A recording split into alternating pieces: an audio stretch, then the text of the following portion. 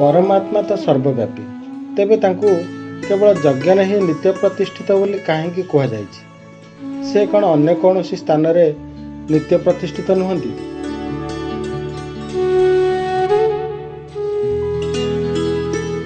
सर्वव्यापी भगवान को यज्ञ अर्थात कर्तव्य कर्म रे नित्य प्रतिष्ठित कहिबार उद्देश्य है यज्ञ तांको उपलब्धि करिवार स्थान।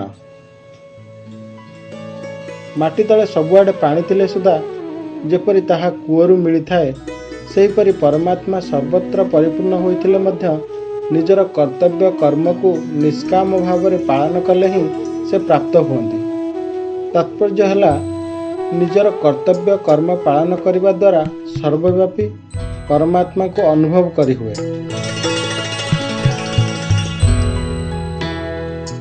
भगवान कहउछन्ति मु कर्तव्य पालन करुछि, कारण जदि मु सावधान होई कर्तव्य पालन न करे तेबे लोके मध्य कर्तव्यच्युत होइजिवे। ताहले आजिकाली लोके कर्तव्यच्युत हेउछन्ति काहेकि?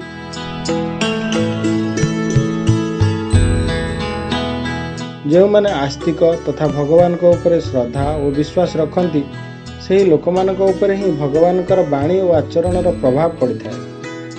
जो मैंने भगवान को ऊपर श्रद्धा विश्वास रखती नहीं से भगवान वचन और आचरण प्रभाव पड़े ना।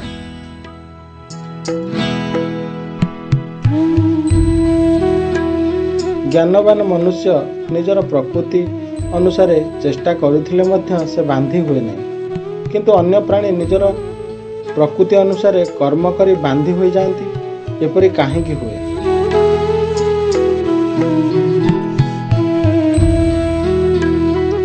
ज्ञानी महापुरुषंकर प्रकृति राग द्वेष वर्जित और शुद्ध होता है एवं से प्रकृति को निजर अधीन करी समस्त चेष्टा करिथांती। तेणु से कर्म रे बांधी हुअंती नहीं, किंतु अन्य प्राणी मानकर प्रकृति रे राग द्वेष रही थाए एवं सेमाने प्रकृतिर अधीन होई राग द्वेषपूर्वक कर्म करती। तेणु सेमाने कर्म रे बांधी हो जाती।